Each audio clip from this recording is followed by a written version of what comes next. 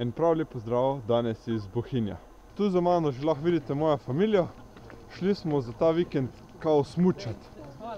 Zdaj, ker ni snega, jaz ne vem, ali bo kaj smučanja. V glavnem, za prvi dan smo šli pa sem tukaj Bohinjsko jezero pogledati. To je moja čisto normalna familija. No, tukaj mi Tamara dron deva, da bomo lahko. Da pridemo doma.